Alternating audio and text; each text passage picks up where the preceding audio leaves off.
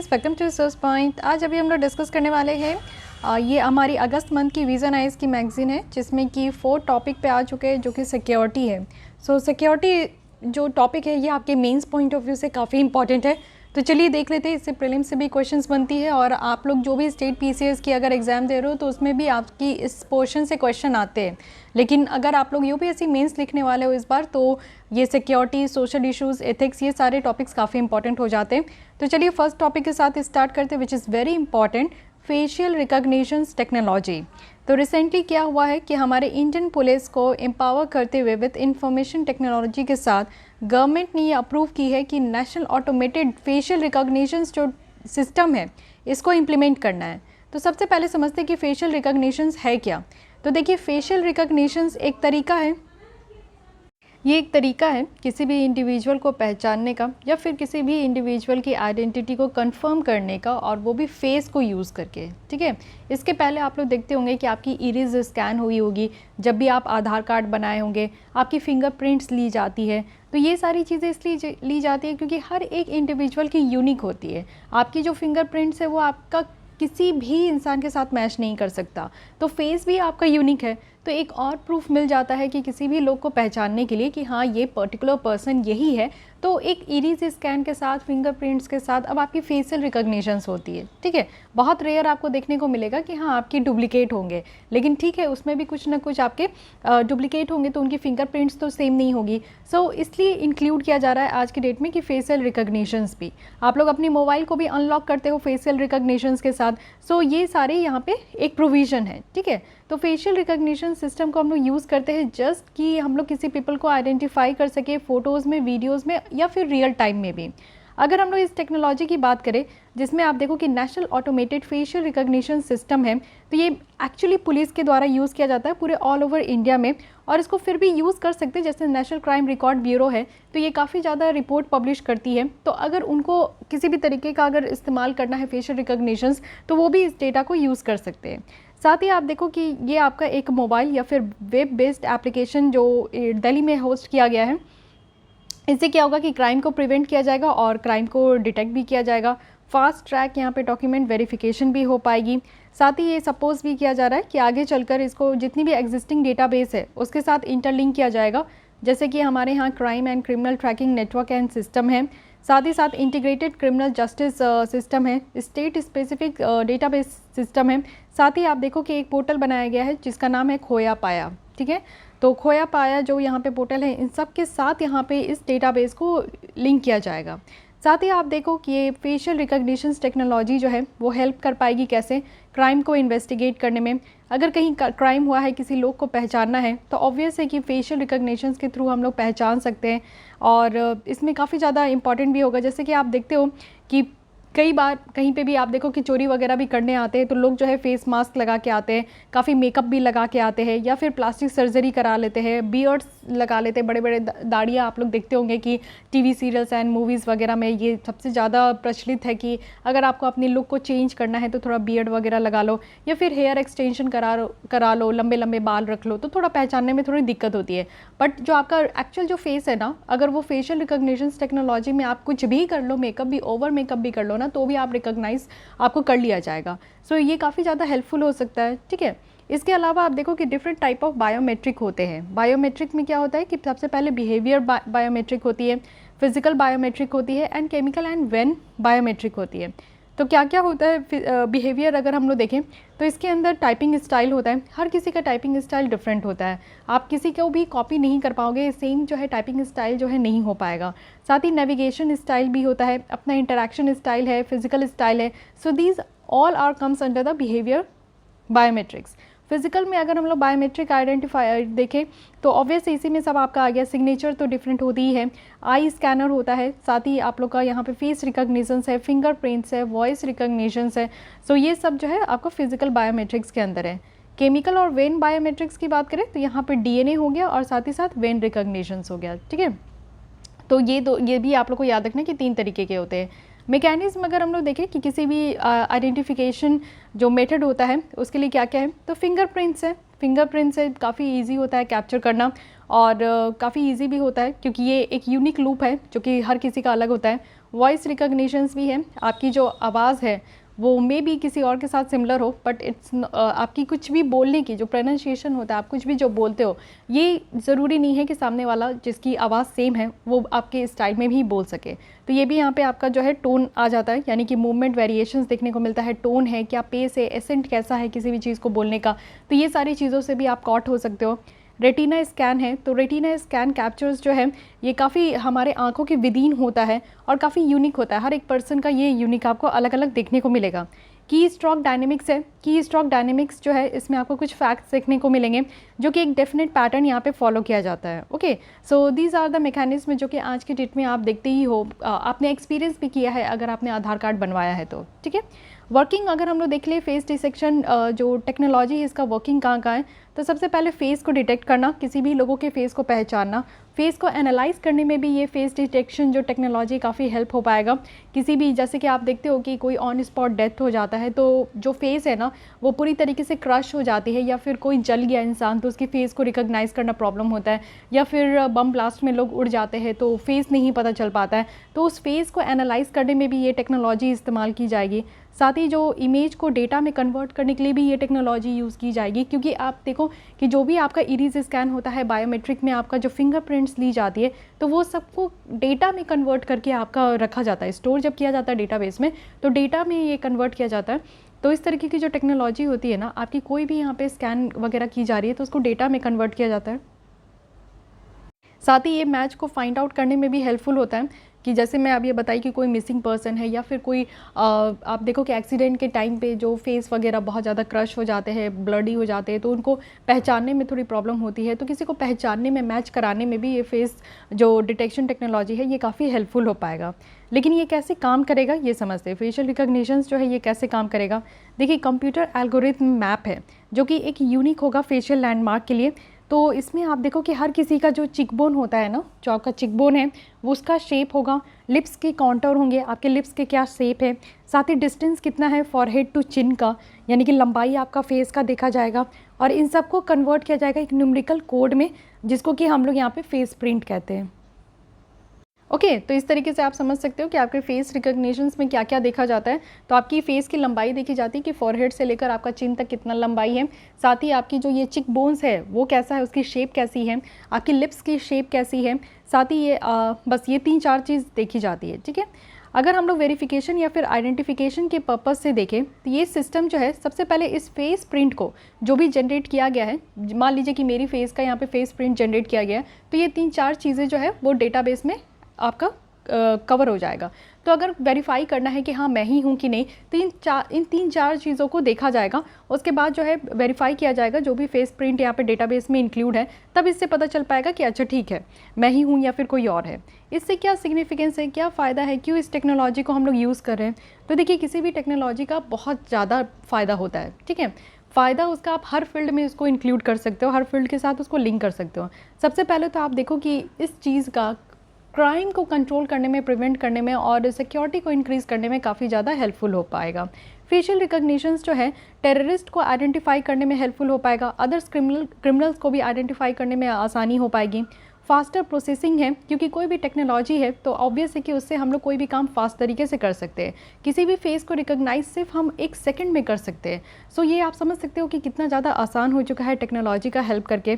साथ ही ये face recognitions जो है इससे क्विक और एफिशिएंट वेरिफिकेशन होगा। ऐसा नहीं है कि गलत बता दिया जाएगा, टेक्नोलॉजी पे तो आप भरोसा करोगे ही, तो किसी भी आपको वेरीफाई करनी है ना तो बहुत जल्दी और बहुत ही अच्छे तरीके से सही ये वेरिफिकेशन हो पाएगा। साथ ही क्राइम का भी टाइम कम हो पाएगा। कई बार तो कितने टाइम इतने ख़राब हो जाते हैं कि किसी को पहचानने में ही टाइम चला जाता है। पहले आप लोग देखते थे कि एक स्केच पर्सन होता था, आप लोग मूवी में भी देखे होंगे कि जो गवाह होते थे, विटनेस होते हैं, वो बताते थे कि हाँ उन्होंने किसी इंसान को देखा है तो उनकी क्या कैसी आंखें थी, कैसी उनके नोज़ थे, लिप्स थे, तो उस तरीके का बताते हैं, फिर वैसा वो फिगर आउट करते थे, स्केच बनाते थे। सो ये कितना टाइम टेकन प्रोसेस है, आप समझ सकते हो, है कि नहीं। फिर उससे भी नहीं सही पता चल पाता था, बट आप समझो कि उस चीज़ को हम लोग पेन पेपर को रिप्लेस करके एक टेक्नोलॉजी में शिफ्ट हो रहे हैं। इट मीन्स कि अब क्या होगा कि किसी को भी अगर वो थोड़ा बहुत भी बता पा रहे हैं कि हाँ लिप्स की कॉन्टोर कैसी है, उनका मतलब कि हाइट, फेस का जो फॉरहेड से लेकर चिन तक का कितना डिस्टेंस है, एंड उनकी जो यहाँ पे चिक बोन्स है उसकी क्या शेप है, थोड़ा बहुत भी बताएंगे। तो डेटाबेस में अगर उस तरीके का कोई भी होगा ना तो मैच करने में बहुत आसानी होगी और इससे टाइम बहुत कम होगा, और जो क्राइम हो रहा है ना वो भी रिड्यूस हो पाएगा। इट मीन्स कि जल्दी से जल्दी किसी भी क्रिमिनल्स को पकड़ा जा सकता है। अगर हम लोग देखें तो बाइसनेस यहाँ पे रिमूव हो पाएगा स्टॉप एंड सर्च को लेकर, क्योंकि पब्लिक कंसर्न हम लोग को देखने को मिलता है कि अनजस्टिफाइड स्टॉप एंड सर्च होता है, एक सोर्स जो कि काफ़ी कंट्रोवर्सी होती है पुलिस के लिए। आप लोग देखते हो कि कई बार पुलिस जो है ना किसी भी इंसान को पकड़ के ले जाते हैं और सिर्फ एक होता है ना कि सस्पेक्ट उनको लगता है कि हाँ ये इंसान है, इनके बारे में बताया जा रहा है, आई विटनेस ने इनके बारे में बताया, तो किसी को भी उठा के ले जाते हैं। तो आप समझते हो कि एक पब्लिक कंसर्न निकल कर आती है, तो वो जो कायस होता है ना कहीं वो चीज़ें कम हो पाएगी और अब रियलिटी पे ज़्यादा हो पाएगा कि हाँ सच लोगों को, जो रियल लोग हैं उनको पकड़ा जाएगा। साथ ही ग्रेटर कन्वीनियंस है। यहाँ पे क्या है कि टेक्नोलॉजी जो है ये आप वाइड स्प्रेड इसको यूज़ कर सकते हो। कस्टमर भी यहाँ पे एबल है कि वो इस स्टोर्स में जो यानी कि जो फेसेस उनकी यूज़ की जा रही है उनके लिए वो पे कर सकते हैं rather than pulling out there credit card और कैश। तो इससे क्या होगा ना कि काफ़ी ज़्यादा टाइम यहाँ पे सेव हो पाएगा चेकआउट लाइंस में। तो ये सारी यहाँ पे आप देखो कि सिग्निफिकेंस है। सिक्योरिटी इंक्रीज़ हो पाएगी, फास्टर प्रोसेस है, और साथ ही क्राइम रिड्यूस हो पाएगा, बाइसनेस रिमूव हो पाएगी और ग्रेटर कन्वीनियंस यहाँ पे देखने को मिलेगा। बट टेक्नोलॉजी है तो ऐसा नहीं है कि हम लोग इतनी अच्छी बातें पढ़ लिए तो सिर्फ यहाँ पे आपको जो है ना एक पॉजिटिव ही साइड देखने को मिलेगा। Every coin has two sides, तो आपको हमेशा चैलेंजेस भी देखने को मिलेंगे। कुछ भी हम लोग न्यू इम्प्लीमेंट करते हैं तो उसमें चैलेंजेस आती ही है। सबसे पहली बात है कि टेक्नोलॉजी है तो एरर होने की चांसेस तो होगी ही होगी, ऐसा नहीं कि 100% करेक्ट है।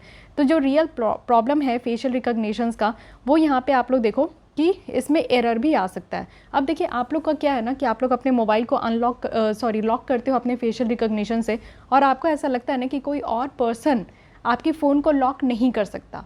बट ये आपकी जो ये धारणा है ना कि आप जब अपने फ़ोन को लॉक करते हो और एकदम सेफ़ फील करते हो कि चलो ठीक है कोई और तो इसको अनलॉक नहीं कर सकता, तो ये बातें नहीं है, क्योंकि ये टेक्नोलॉजी है। तो टेक्नोलॉजी में किसी भी तरीके से इस्तेमाल हो सकता है। आपकी फ़ोटोज़ भी अगर आपके फ़ोन के सामने रख दिया जाए ना तो आपका फ़ोन अनलॉक तुरंत हो जाएगा। तो अब आप सोचिए कि आप जो सेफ़ साइड में अपने आप को लेके चल रहे थे कि अगर आपकी प्रेजेंस नहीं होगी तो आपकी फ़ोन कभी ऑन नहीं हो पाएगी, लेकिन आपकी फ़ोटोज़ आपके फ़ोन को अनलॉक कर देगी। तो ये भी आपको देखने को मिलेगा। तो इस तरीके की जो एरर है वो थोड़ी बहुत रिस्क क्रिएट कर सकती है। साथ ही इनहेरेंट बायसनेस देखने को मिलेगा। जो रिसर्च है वो यहाँ पे सजेस्ट करते हैं कि जो फेशियल रिकॉग्निशन सॉफ्टवेयर है ना ये बेस्ड है प्री ट्रेंड मॉडल में, यानी कि यहाँ पे पूरी तरीके से इस मॉडल को ट्रेन नहीं किया गया है। अगर यहाँ पे सर्टेन टाइप्स ऑफ फेसेस है जैसे कि फ़ीमेल है, बच्चे है या एथनिक माइनॉरिटीज़ है, तो वो अंडर रिप्रेजेंटेड है और ओवर रिप्रेजेंटेड है इन ट्रेनिंग डेटा सेट्स में। तो ये भी आपको देखने को मिलेगा। साथ ही आपको मैसिव डेटा स्टोरेज देखने को मिलेगा। फेशियल रिकॉग्निशन सॉफ्टवेयर्स जो है वो मशीन लर्निंग टेक्नोलॉजी पे बेस्ड है, जिसमें कि बहुत ज़्यादा डेटा सेट की ज़रूरत है और एक्यूरेट जो रिज़ल्ट यहाँ पे डिलीवर करना है उसके लिए बहुत अच्छे तरीके से इसको सीखना होगा, इसको प्रॉपर्ली यहाँ पे सेट करना होगा। तो आप समझ सकते हो कि आप ही के घर में आप लोग देख लो कि 5 से 6 लोग होंगे अगर न्यूक्लियर फैमिली है, और अगर जॉइंट फैमिली है तो क्या ही कहना, 15-20 लोग ज़रूर होंगे, है कि नहीं। तो इसमें क्या होता है कि आप सोचिए कि सिर्फ एक घर में इतने लोग होते हैं, तो हमारे देश में कितने पॉपुलेशन है, सबका अगर हम लोग फेशियल रिकॉग्निशंस करके उनकी डेटा बेस को क्रिएट करते रहे तो इट मे बी पॉसिबल ना कि अगर हम लोग बताते हैं कि हाँ इस तरीके का यहाँ पे ऐसा मतलब कि फेस की ये लिप्स की यहाँ पे ऐसी शेप है, distance between the forehead and chin इतनी है, तो उस बेसिस पे मे बी हो सकता है कि किसी गलत लोगों को पकड़ा जाए। तो मैसिव डेटा स्टोरेज की भी ज़रूरत होगी और उस जो डेटाबेस क्रिएट किया जा रहा है उससे कहीं ना कहीं एरर की भी चांसेस है। तो इतना ह्यूज डेटा रखने के लिए भी हम लोग को स्टोरेज कैपेसिटी अपनी बढ़ानी होगी। साथ ही राइट टू प्राइवेसी पे भी ये आपका इम्पैक्ट है, क्योंकि right to privacy under article 21 of the Indian constitution, ये अब हमारा अधिकार है कि हम लोग प्राइवेसी को यहाँ पे अपना प्रोटेक्ट कर सके। तो इट मे बी पॉसिबल कि कुछ लोग जो है वो अपनी फेशियल रिकॉग्निशंस की डेटा को आपको प्रोवाइड करने से मना भी कर दें, ये भी हो सकता है। और अगर इस तरीके से यूज़ किया जाए तो कहीं ना कहीं इसकी वायलेशन भी होगी। सुप्रीम कोर्ट की एक बहुत फेमस केस है जिसे हम लोग justice KS. Puttaswamy versus union of India 2017 case कहते हैं, जिसमें ये था कि राइट टू प्राइवेसी को अब यहाँ पे फंडामेंटल राइट का अधिकार देना चाहिए। Lack of research and development है, यू वेरी वेल अवेयर कि जो हमारी R&D होती है, रिसर्च एंड डेवलपमेंट होती है, वो बहुत कम है। Policing and law and order जो है ये हमारा स्टेट सब्जेक्ट है under schedule 7 of Indian constitution. तो सम इंडियन स्टेट जो है वो यहाँ पे स्टार्ट किए हैं कि न्यू टेक्नोलॉजी को यूज़ करना बिना फुल्ली अप्रिशिएटिंग, यानी कि जो इसमें डेंजर इन्वॉल्व है उसको बिना अप्रिशिएट किए हुए यहाँ पे यूज़ करते हैं टेक्नोलॉजी का। इम्पैक्ट देखने को मिलेगा लिबरल डेमोक्रेसी में, तो हमारी जो डेमोक्रेसी है उसमें भी कहीं ना कहीं इम्पैक्ट हो सकती है। तो इसलिए ये आप लोग देख सकते हो कि चैलेंजेस तो बहुत ज़्यादा है, हमें बहुत सोच समझ के इसे इस्तेमाल करना होगा। इसी के साथ साथ हम लोग देखते हैं कि इंटरनेशनल प्रैक्टिसेस किस तरीके से, इट मीन्स कि फेशियल रिकॉग्निशन कितना सक्सेस हुआ है या फिर नहीं। यूएस में अगर हम लोग देखें तो फेडरल ब्यूरो ऑफ इन्वेस्टिगेशन है जो कि फेशियल रिकॉग्निशन टेक्नोलॉजी को यूज़ करती है अपने पोटेंशियल इन्वेस्टिगेशन लीड्स के लिए। कहीं भी इन्वेस्टिगेशन करना हो, चाहे वो क्रिमिनल क्रिमिनल प्रोसीजर ही क्यों ना हो, तो उसमें ये लोग यूज़ करते हैं फेशियल रिकॉग्निशन टेक्नोलॉजी को। यूनाइटेड किंगडम की बात करें तो पुलिस फोर्सेस जो इंग्लैंड में हैं वो यहाँ पे फेशियल रिकॉग्निशंस को यूज़ करते कोई सीरियस वायलेंस को टैकल करने के लिए। वहीं अगर चाइना की बात करें तो वो भी फेशियल रिकॉग्निशंस को यूज़ करते रेशियल प्रोफाइलिंग के लिए और मास सर्विलांस करने के लिए। कोई भी जो आप देखते हो कि यूगर मुस्लिम्स जो है उनको ट्रैक करने के लिए, तो यूगर मुस्लिम जो है इसमें चाइना काफ़ी ज़्यादा इनके साथ जो है बहुत बदसलूकी करते हैं, तो उनको यहाँ पर ट्रैक करने के लिए China facial recognition technology use करते हैं। वे फॉरवर्ड बताया जा रहा है कि need of A clear law, actually हमें जो है सिविल लिबर्टीज़ को देखते हुए और हमारे डेमोक्रेसी को सेव करते हुए हमें ये काफ़ी ज़्यादा ज़रूरत है कि स्ट्रॉन्ग और मीनिंगफुल डेटा प्रोटेक्शन लॉ की ज़रूरत है। एक्चुअली आप लोग को ये बताना है कि कौन सी ऐसी कमेटी है जिनके द्वारा डेटा प्रोटेक्शन लॉ हमारे देश में अभी तक आया नहीं है। मतलब कि आपको कमेटी का नाम बताना है जिनके द्वारा रिकमेंडेशन दी गई थी कि डेटा प्रोटेक्शन लॉ आम हमारे देश में होनी चाहिए। और बिल है 2018 का, बट हमारी ये दुर्भाग्य है कि सारी आलतू फालतू बिल जो है वो पास होते जा रही है, बट काम की बिल हमारे देश में जो है पास नहीं हो पा रही है। तो सोचने वाली बात है, बट कोई बात नहीं, मैं अपने टॉपिक से डाइवर्ट नहीं होंगी। ये देखिए, स्ट्रॉन्ग और मीनिंगफुल डेटा प्रोटेक्शन लॉ लाने की बात है। जब तक हमारे देश में कानून नहीं आएगा डेटा को प्रोटेक्ट करने के लिए, तब तक ये राइट टू प्राइवेसी हमेशा वॉयलेट होते रहेगी। ओके, क्योंकि ये इसको फंडामेंटल राइट के तहत रख दिया गया है, तो वॉयलेशन तो मस्ट हो जाएगा। साथ ही हमें एक्सपर्टीज़ होनी होगी इस फील्ड में। डेटा कलेक्टेड जो यहाँ पे सोशल मीडिया प्रोफाइल से की जाएगी, तो इसमें रिस्क इन्वॉल्व है अगर डेटा की ऑथेंटिसिटी को लेकर अगर हम लोग बात करें तो, इसलिए बहुत ज़्यादा ज़रूरी है कि इस फील्ड में हम लोग को एक्सपर्टीज़ बननी होगी। एडुकेट सेफगार्ड की प्रॉब्लम है यहाँ पे, और एडुकेट सेफगार्ड जो है वो यहाँ पे प्रोवाइड करनी होगी, जैसे कि पेनल्टीज़ हो गई। साथ ही साथ अकाउंटेबिलिटी यहाँ पे इन्हेंस करनी है जो भी लॉ इन्फोर्सिंग बॉडीज़ है, और एडुकेट ओवरसाइट होनी चाहिए। हमें जो मिसयूज़ का जो पोटेंशियल है उसको कम करने के लिए यहाँ पे काम करना है, और जो फेशियल रिकॉग्निशन टेक्नोलॉजी है इसकी भी कहीं से गलत तरीके से इसका इस्तेमाल ना किया जाए, अब्यूज़ ना किया जाए। ओके, तो ये सारी वे फॉरवर्ड कही जा रही है। काफ़ी अच्छी ये आर्टिकल है, इससे आपको काफ़ी कुछ पता चला। फेशियल रिकॉग्निशन टेक्नोलॉजी जो कि यहाँ पे किसके तहत है, तो national automated facial recognition system के तहत है, इसको इम्प्लीमेंट करना है। डिफरेंट टाइप ऑफ बायोमेट्रिक्स हम लोग देख लिए।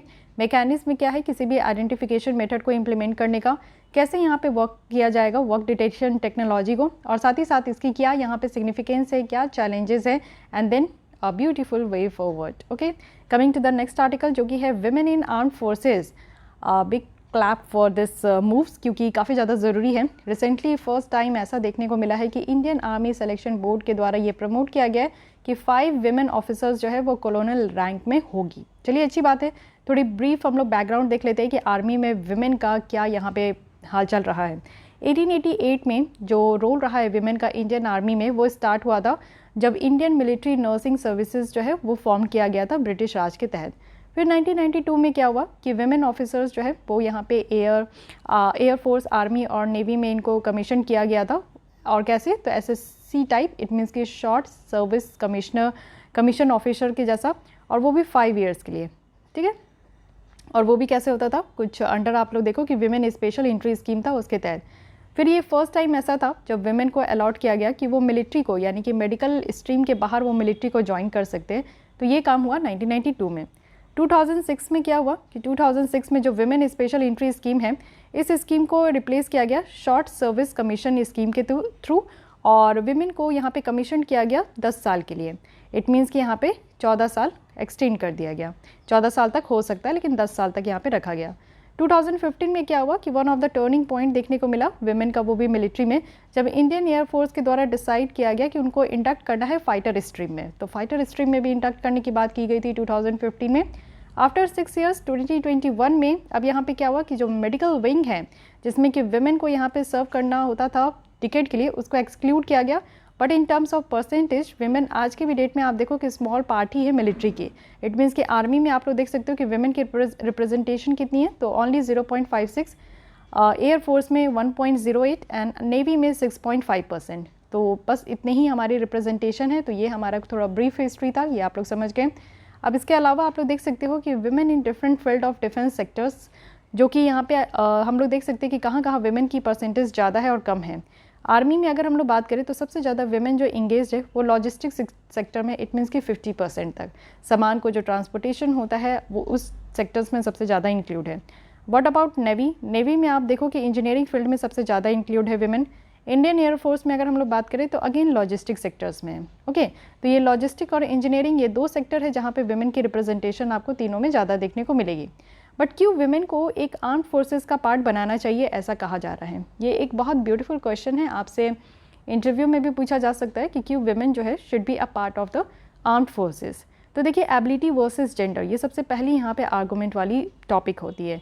अगर ये एप्लीकेंट जो है क्वालिफाइड है इस पोजीशन के लिए तो वंस जेंडर इज़ आर्बिट्री, क्योंकि हमेशा आप देखते हो कि ऐसा माना जाता है हमारे देश में कि womens are not fit for army, air forces and navy field. तो विमेन को यहाँ पे फिट नहीं माना जाता है और जो मेल है उनको यहाँ पे प्रेफरेंस दी जाती है। तो ये काफ़ी इजी होगा कि रिक्रूट करना और विमेन को डिप्लॉय करना, जो भी ये बेटर शेप में है। अगर यहाँ पे क्वालिफाई करके विमेन उस पोजीशन में आ भी रही है ना, तो भी विमेन को ऐसा एक शंका की नज़र से देखा जाता है कि क्या वो इस तरीके का काम कर सकती है कि नहीं। ठीक है, तो अगर हम लोग मॉडर्न हाई टेक्नोलॉजी एरा में देखें तो बैटल फील्ड हो या टेक्नोलॉजी एक्सपर्टीज़ हो या डिसीजन मेकिंग स्किल्स हो, ये ज़्यादा से ज़्यादा बढ़ते जा रही है और मोर वैल्यूएबल हो रही है अगर हम लोग फिजिकल स्ट्रेंथ के फील्ड में देखें तो। ठीक है, स्ट्रॉन्ग मिलिट्री फोर्सेस में देखें तो यहाँ पे मिक्स जेंडर फोर्सेस जो है ये अलाउ किया जा रहा है, जिससे कि मिलिट्री हमारी और ज़्यादा स्ट्रॉन्ग हो सके। साथ ही लीडरशिप अगर हम लोग देखें तो विमेन को इंक्रेज़ किया जा रहा है कि वो ज़्यादा से ज़्यादा पार्टिसिपेट करे, पावर और इन्फॉर्मेशन को शेयर करे जितना भी वो सीखी है बचपन से। और और कोई भी सिचुएशन में आप जानते हो कि विमेन ज़्यादा बेटर तरीके से डील कर पाती है एज़ कंपेरिजन टू मेल। ये मैं नहीं कह रही, ये मैगजीन कह रहा है और यही बातें हैं। तो लीडरशिप रोल में भी आप देख सकते हो कि विमेन को इनकरेज किया जा रहा है कि वो पार्टिसिपेट करें। साथ ही कल्चर डिफरेंसेस और डेमोग्राफिक भी है। विमेन को ज़्यादा से ज़्यादा आप देखते हो कि कोई भी सर्कमस्टांसेस में ज़्यादा इफेक्टिव तरीके से वो यहाँ पे काम करती है। अगर हम लोग मेन की कंपैरिजन में देखें तो विमेन को अलाउ किया जा रहा है कि वो सर्व करे double the talent pool for delicate and sensitive job, जो कि यहाँ पे इंटरपर्सनल स्किल्स की ज़रूरत होती है। ना ही हर सोल्जर्स को ज़रूरत होती है, बट इंटरपर्सनल स्किल्स की जो ज़रूरत होती है तो विमेन को यहाँ पे अलाउ किया जा रहा है कि वो यहाँ पे अपना सर्व कर सकती है। Breaking the glass ceiling, yes, एक तरीके का हमारे देश में हमारे सोसाइटी में एक पहले से ही धारणा बनाई गई है कि dos and don'ts for women. तो चलिए, ये जो dos and don'ts for women जो एकदम लंबी सी लिस्ट है उसको हटाने की बात की जा रही है एंड इक्वालिटी की हम लोग बात कर रहे हैं। तो ये ग्लास सीलिंग को ब्रेक करना बहुत ज़्यादा ज़रूरी है और to uphold right to equality. Obvious है कि जब हमारा संविधान महिलाओं को नहीं रोकता तो फिर कौन रोकने का, किसको यहाँ पे पावर है। तो वही बात है कि अंडर आर्टिकल 14 जो कि इक्वालिटी बिफोर लॉ की बात करते हैं, आर्टिकल 15 जो कि यहाँ पे मना करते हैं कि डिस्क्रिमिनेशन नहीं करनी है on the basis of caste, creed, sex, place of birth. साथ ही 16 है कि डिस्क्रिमिनेशन नहीं करना है जॉब में। 19 है आपका राइट टू फ्रीडम, है कि नहीं, 6 तरीके की फ्रीडम दी गई है। तो ये जो 4 आर्टिकल है इसके तहत आप लोग देखो कि हमारे संविधान में राइट टू इक्वालिटी की बात की जा रही है। तो इसलिए यहाँ पे ज़रूरी है कि हम लोग विमेन के रिप्रेजेंटेशन को बढ़ाएं और विमेन को यहाँ पे ज्वाइन करना चाहिए। सब इनिशिएटिव लिया गया है जिसमें कि विमेन को आर्म्ड फोर्सेस में इंडक्ट किया जाए, जैसे कि सैनिक स्कूल है हमारे देश में जिसमें गर्ल कैंडिडेट को एडमिट करते हैं। साथ ही यहाँ पे आप लोग देखो कि सुप्रीम कोर्ट के द्वारा भी अलाउ किया गया है कि विमेन जो है वो एग्ज़ाम दे सकती है एनडीए का। इट मीन्स कि जो नेशनल डिफेंस एकेडमी है अब यहाँ पे विमेन भी इस एग्ज़ाम को दे सकती है, जो कि एक मेजर स्टेप्स है टुवर्ड्स जेंडर इक्वालिटी की। तो जेंडर इक्वालिटी आप कहीं पे भी लिखो, विमेन एम्पावरमेंट की बात करो या फिर डिफेंस से रिलेटेड कुछ भी लिख रहे हो तो इस पॉइंट को आप लोग वहाँ पे इंक्लूड कर सकते हो। Ministry of defence versus Babita Punia case, this is very important case है, इसको ध्यान रखिएगा। ये परमानेंट कमीशन की इश्यूज़ है। यहाँ पे क्या था कि विमेन जो है उनको परमानेंट कमीशन नहीं दिया जाता था इनिशियली किसी भी आर्म्ड फोर्सेस में। फिर 2003 में क्या हुआ कि एक PIL फाइल किया गया। PIL कहने का मतलब है कि पब्लिक इंटरेस्ट लिटिगेशन, पब्लिक के इंटरेस्ट में जो है लिटिगेट किया जाता है, फाइल किया जाता है, उसे हम लोग पब्लिक इंटरेस्ट लिटिगेशन कहते हैं। ये दिल्ली हाई कोर्ट में फाइल किया गया था जिसमें ये चाहते थे कि जो परमानेंट कमीशन है वो ग्रांट किया जाए विमेन को, जो SSC ऑफिसर्स है जिनको 10 ईयर्स के लिए यहाँ पे रखा जाता था, और इक्वल अपॉर्चुनिटी देनी चाहिए आर्मी में।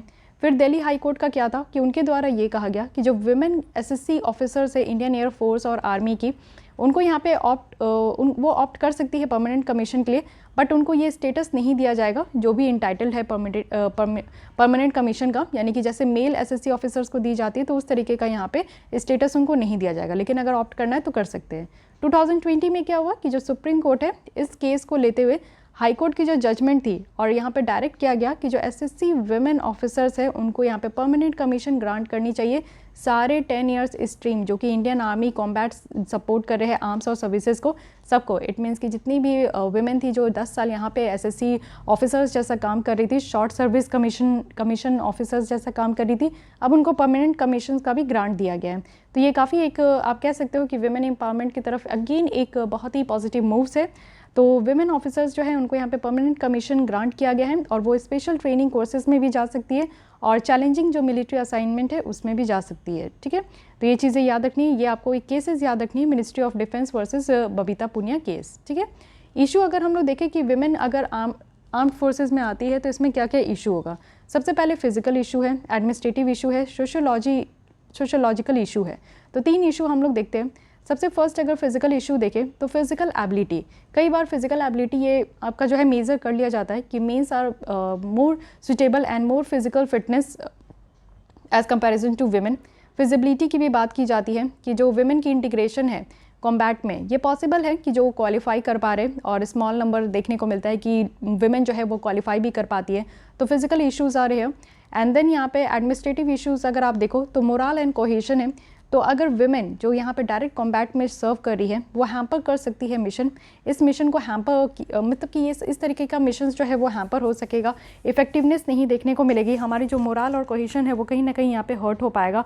जैसे कि आप लोग देखते हो कि विमेन को लीडर के रूप में नहीं देखा जाता है, तो अगर इस फील्ड में विमेन अगर लीड करेगी तो कई बार ऐसा जो होता है ना कि जो मर्दों की ताकतें हैं उन पे कई बार वो हर्ट हो सकती है, एक मोरल हर्ट हो सकता है, तो उस तरीके की बात कही जा रही है।